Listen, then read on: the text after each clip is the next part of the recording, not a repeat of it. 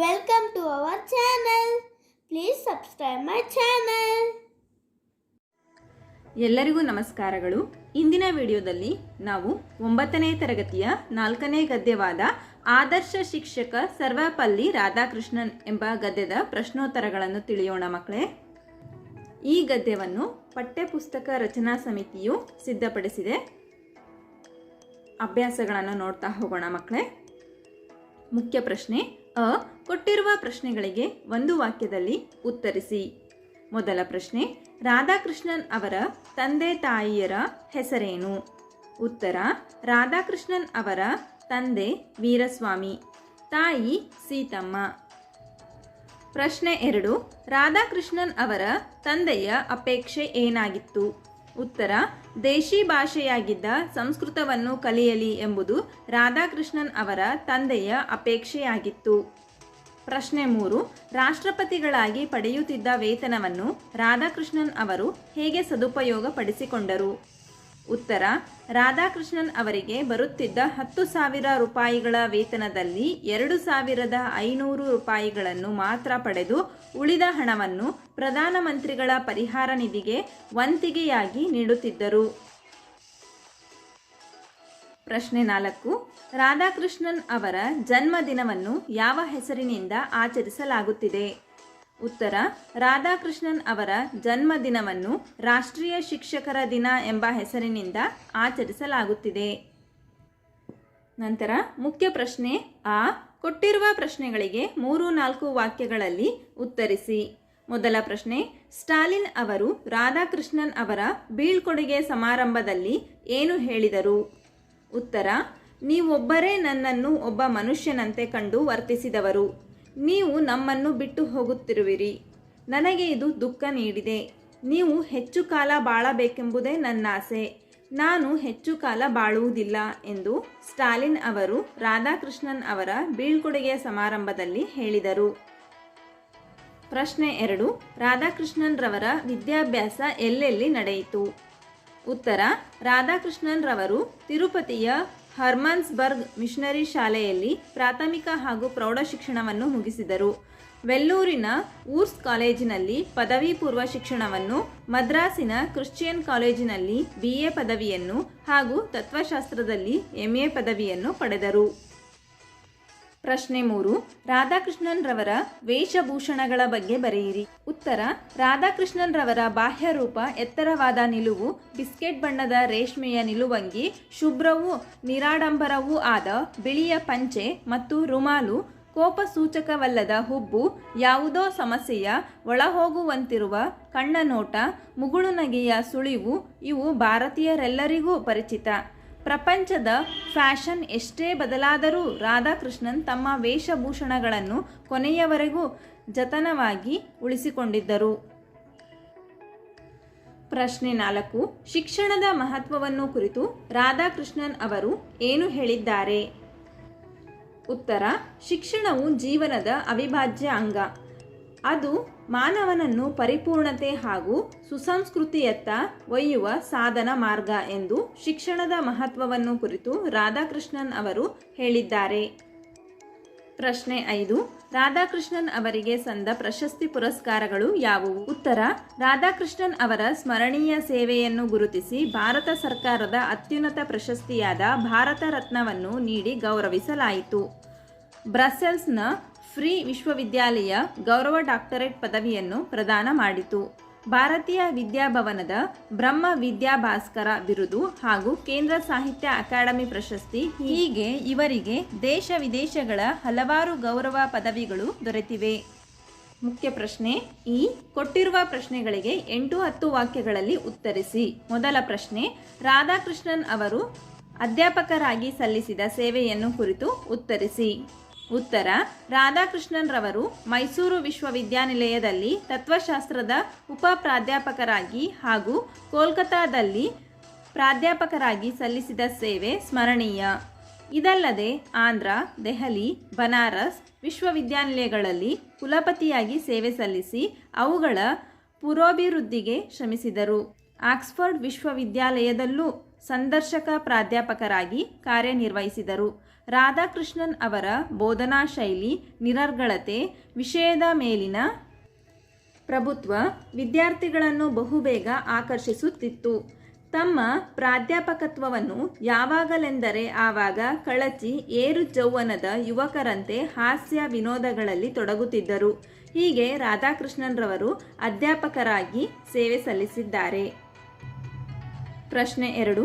ರಾಧಾಕೃಷ್ಣನ್ ಅವರಿಗೆ ಮೈಸೂರಿನಲ್ಲಿ ನೀಡಿದ ಬೀಳ್ಕೊಡುಗೆಯ ವಿಶೇಷತೆಯನ್ನು ಕುರಿತು ವಿವರಿಸಿ. ಉತ್ತರ: ರಾಧಾಕೃಷ್ಣನ್ ಅವರು ಕೋಲ್ಕತಾ ವಿಶ್ವವಿದ್ಯಾಲಯದ ತತ್ವಶಾಸ್ತ್ರ ಪ್ರಾಧ್ಯಾಪಕರಾಗಿ ನೇಮಕಗೊಂಡಾಗ ಮೈಸೂರಿನಿಂದ ಹೊರಟ ದಿನ ಅವರಿಗೆ ಕೊಟ್ಟಂತಹ ವೈಭವದ ಬೀಳ್ಕೊಡುಗೆ ಯಾವ ಚಕ್ರವರ್ತಿಗೂ ದೊರೆತಿರಲಾರದು. ಅಂದಿನ ವಾತಾವರಣದಲ್ಲಿದ್ದುದು ವೈಭವಕ್ಕಿಂತ ಹೆಚ್ಚಾಗಿ ಹೃದಯದಿಂದ ನೇರವಾಗಿ ಹೊರಹೊಮ್ಮಿದ ಗುರುಪ್ರೇಮ. ವಿದ್ಯಾರ್ಥಿಗಳೆಲ್ಲರಲ್ಲೂ ಭಕ್ತಿ ಪ್ರೇಮದ ಚಿಲುಮೆ ಉಕ್ಕಿ ಬಂತು. ರಾಧಾಕೃಷ್ಣನ್ ಅವರನ್ನು ಮಹಾರಾಜ ಕಾಲೇಜಿನಿಂದ ರೈಲು ನಿಲ್ದಾಣಕ್ಕೆ ಕರೆದೊಯ್ಯುವಾಗ ಸಾರೋಟಿಗೆ ಕುದುರೆಯನ್ನು ಕಟ್ಟಲಿಲ್ಲ, ಸ್ವತಃ ವಿದ್ಯಾರ್ಥಿಗಳೇ ಎಳೆದೊಯ್ದರು. ರಾಧಾಕೃಷ್ಣನ್ ಅವರಿಗಾಗಿ ಕಾದಿರಿಸಿದ್ದ ಕಂಪಾರ್ಟ್ಮೆಂಟನ್ನು ಹೊರಗುದಿಂಬು ಹಾಗೂ ರತ್ನಗಂಬಳಿಯನ್ನು ಹಾಸಿ ಮಲಗುವ ಸೀಟನ್ನು, ನೆಲವನ್ನು ಹೂವಿನಿಂದ ಸುಪ್ಪತ್ತಿಗೆಯಂತೆ ಮಾಡಿ ದೈವ ಮಂದಿರವನ್ನು ಭಕ್ತ ಅಲಂಕರಿಸುವಂತೆ ಅಲಂಕರಿಸಲಾಗಿತ್ತು. ರಾಧಾಕೃಷ್ಣನ್ ಅವರಿಗೆ ಜಯವಾಗಲಿ ಎಂಬ ಕೂಗು ರೈಲ್ವೆ ಸ್ಟೇಷನ್ನಿನ ಆವರಣದಲ್ಲೆಲ್ಲ ಮೊಳಗುತ್ತಿತ್ತು. ಆ ದಿನ ಭಾವೋದ್ರೇಕದಿಂದ ತುಂಬ ಜನ ಅತ್ತರು. ವಿದ್ಯಾರ್ಥಿಗಳು ತೋರಿದ ವಿಶ್ವಾಸ ಅವರ ಕಣ್ಣಿನಲ್ಲೂ ನೀರು ತಂದಿತು.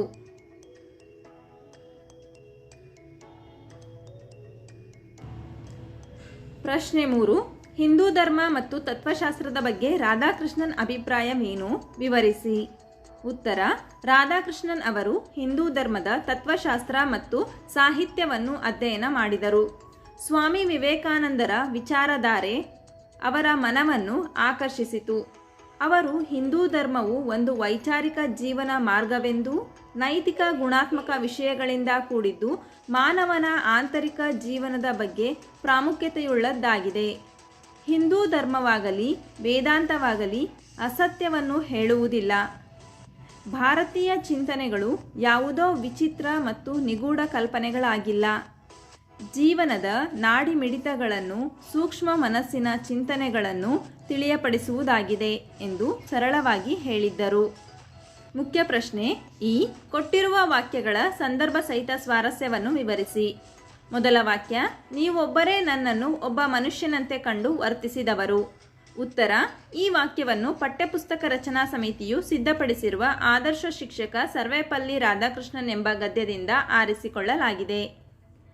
ಸಂದರ್ಭ: ಈ ಮಾತನ್ನು ರಷ್ಯಾದ ಅಧ್ಯಕ್ಷ ಸ್ಟಾಲಿನ್ ರವರು ರಾಧಾಕೃಷ್ಣನ್ ರವರಿಗೆ ಮಾಸ್ಕೋದಲ್ಲಿ ನೀಡಿದ ಬೀಳ್ಕೊಡುಗೆ ಸಮಾರಂಭದಲ್ಲಿ ನೀವೊಬ್ಬರೇ ನನ್ನನ್ನು ಒಬ್ಬ ಮನುಷ್ಯನಂತೆ ಕಂಡು ವರ್ತಿಸಿದವರು, ನೀವು ನಮ್ಮನ್ನು ಬಿಟ್ಟು ಹೋಗುತ್ತಿರುವಿರಿ, ಇದು ನನಗೆ ದುಃಖ ನೀಡಿದೆ ಎಂದು ಅತ್ಯಂತ ಸ್ನೇಹಪರವಾಗಿ ಹೇಳಿದ್ದರು. ಸ್ವಾರಸ್ಯ: ರಾಧಾಕೃಷ್ಣನ್ ಹಾಗೂ ಸ್ಟಾಲಿನ್ರ ಸ್ನೇಹ, ಬೀಳ್ಕೊಡುವ ದುಃಖ ಹಾಗೂ ಆತ್ಮೀಯತೆ ಇಲ್ಲಿ ಸ್ವಾರಸ್ಯಕರವಾಗಿದೆ. ಎರಡನೆಯ ವಾಕ್ಯ: ಆರ್ಥಿಕ ಪರಿಸ್ಥಿತಿ ತಮ್ಮ ಸಾಧನೆಯಲ್ಲಿ ನಿವಾರಿಸಲಾಗದ ತೊಡಕೆಂದು ಭಾವಿಸಲಿಲ್ಲ. ಉತ್ತರ: ಈ ವಾಕ್ಯವನ್ನು ಪಠ್ಯಪುಸ್ತಕ ರಚನಾ ಸಮಿತಿಯು ಸಿದ್ಧಪಡಿಸಿರುವ ಆದರ್ಶ ಶಿಕ್ಷಕ ಸರ್ವೇಪಲ್ಲಿ ರಾಧಾಕೃಷ್ಣನ್ ಎಂಬ ಗದ್ಯದಿಂದ ಆರಿಸಿಕೊಳ್ಳಲಾಗಿದೆ. ಸಂದರ್ಭ: ರಾಧಾಕೃಷ್ಣನ್ ರವರ ಮನೆಯ ಆರ್ಥಿಕ ಪರಿಸ್ಥಿತಿ ಉತ್ತಮವಾಗಿರಲಿಲ್ಲ. ಇವರು ವಿದ್ಯಾರ್ಥಿ ವೇತನದಲ್ಲಿ BA ಪದವಿ ಪಡೆದರು. ಮನೆಯ ಜವಾಬ್ದಾರಿಯನ್ನು ಹೊತ್ತು ಕಿರಿಯ ಸಹಪಾಠಿಗಳಿಗೆ ಮನೆಯ ಪಾಠ ಹೇಳಿ ಹಣ ಗಳಿಸುತ್ತಿದ್ದರು. ಬಡತನದ ಬೇಗೆಯಲ್ಲಿಯೇ ತಮ್ಮ ಆಸಕ್ತಿಯ ತತ್ವಶಾಸ್ತ್ರ ವಿಷಯದಲ್ಲಿ MA ಪದವಿ ಪಡೆದರು. ಅವರು ಆರ್ಥಿಕ ಪರಿಸ್ಥಿತಿ ತಮ್ಮ ಸಾಧನೆಯಲ್ಲಿ ನಿವಾರಿಸಲಾಗದ ತೊಡಕೆಂದು ಎಂದಿಗೂ ಭಾವಿಸಲಿಲ್ಲ ಎಂದು ಗದ್ಯದಲ್ಲಿ ತಿಳಿಸಿದ್ದಾರೆ. ಸ್ವಾರಸ್ಯ: ಕಲಿಯುವ ಆಸಕ್ತಿ, ಛಲ, ಶ್ರಮವಿದ್ದರೆ ಎಂತಹ ಕಷ್ಟವಿದ್ದರೂ ನಾವು ಸಾಧನೆ ಮಾಡಬಹುದೆಂಬುದು ಇಲ್ಲಿ ಸ್ವಾರಸ್ಯಕರವಾಗಿದೆ. ಮೂರನೆಯ ವಾಕ್ಯ: ಏರು ಯೌವನದ ಯುವಕರಂತೆ ಹಾಸ್ಯ ವಿನೋದಗಳಲ್ಲಿ ತೊಡಗುತ್ತಿದ್ದರು. ಉತ್ತರ: ಆಯ್ಕೆ: ಈ ವಾಕ್ಯವನ್ನು ಪಠ್ಯಪುಸ್ತಕ ರಚನಾ ಸಮಿತಿಯು ಸಿದ್ಧಪಡಿಸಿರುವ ಆದರ್ಶ ಶಿಕ್ಷಕ ಸರ್ವೇಪಲ್ಲಿ ರಾಧಾಕೃಷ್ಣನ್ ಎಂಬ ಗದ್ಯದಿಂದ ಆರಿಸಿಕೊಳ್ಳಲಾಗಿದೆ. ಸಂದರ್ಭ: ರಾಧಾಕೃಷ್ಣನ್ ರವರು ಪ್ರಾಧ್ಯಾಪಕರಾಗಿದ್ದಾಗ ಇವರ ಬೋಧನಾ ಶೈಲಿ, ನಿರರ್ಗಳತೆ, ವಿಷಯದ ಮೇಲಿನ ಪ್ರಭುತ್ವ ವಿದ್ಯಾರ್ಥಿಗಳನ್ನು ಪಾಠದ ಕಡೆ ಆಕರ್ಷಿಸುತ್ತಿತ್ತು. ಪಾಠ ಬೋಧನೆಯ ಮಧ್ಯದಲ್ಲಿ ಹಾಸ್ಯಗಳನ್ನು ಮಾಡುತ್ತಿದ್ದರು ಎಂದು ಹೇಳುವಾಗ ಈ ವಾಕ್ಯ ಮೂಡಿಬಂದಿದೆ. ಸ್ವಾರಸ್ಯ: ರಾಧಾಕೃಷ್ಣನ್ ರವರು ವಿದ್ಯಾರ್ಥಿಗಳೊಂದಿಗೆ ಇದ್ದ ಆತ್ಮೀಯತೆ, ಸ್ನೇಹಪರತೆ, ಬೋಧನೆಯಲ್ಲಿ ಪ್ರಭುತ್ವತೆ, ಕ್ರಿಯಾಶೀಲತೆ ಇಲ್ಲಿ ಸ್ವಾರಸ್ಯಕರವಾಗಿದೆ.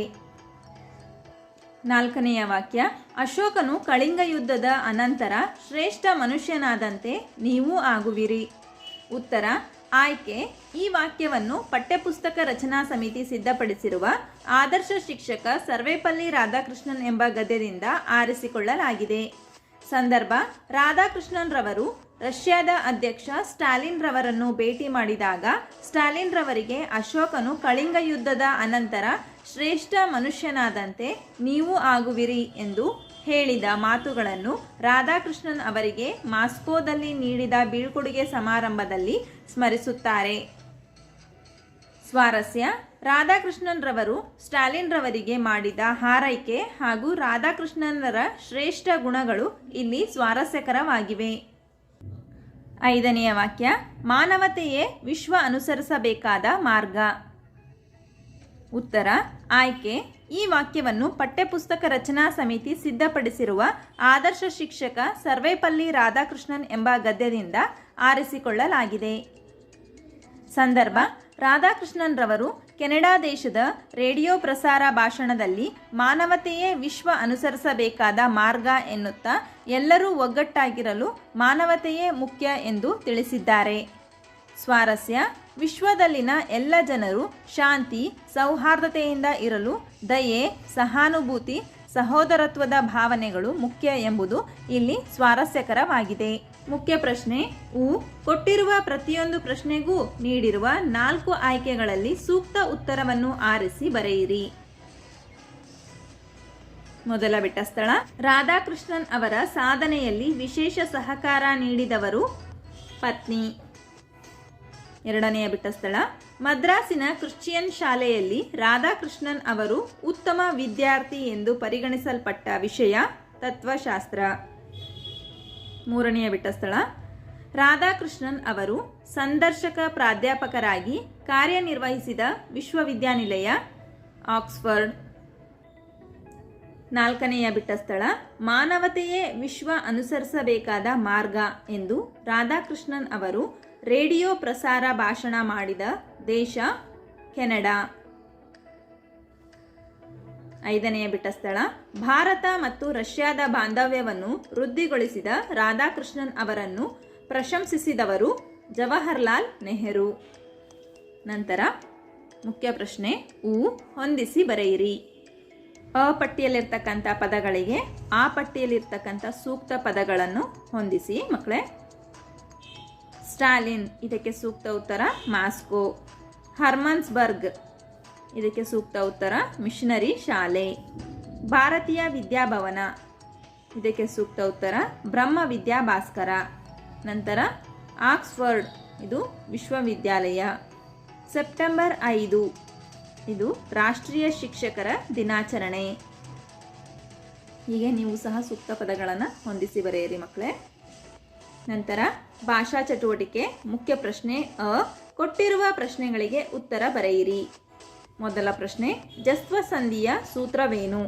ಉತ್ತರ: ಪೂರ್ವ ಪದದ ಕೊನೆಯಲ್ಲಿರುವ ವರ್ಗ ಪ್ರಥಮಾಕ್ಷರಕ್ಕೆ ಅಂದರೆ ಕ, ಚ, ಟ, ತ, ಪಗಳಿಗೆ ಅದೇ ವರ್ಗದ ತೃತೀಯಾಕ್ಷರಗಳು ಅಂದರೆ ಗ, ಜ, ಡ, ಧ, ಬಗಳು ಅಂದರೆ ಜಶ್ ಅಕ್ಷರಗಳು ಆದೇಶವಾಗಿ ಬಂದರೆ ಅದೇ ಜಸ್ತ್ವ ಸಂಧಿ. ಪ್ರಶ್ನೆ 2: ಶುತ್ವ ಸಂಧಿಯನ್ನು ನಿದರ್ಶನದೊಂದಿಗೆ ವಿವರಿಸಿ.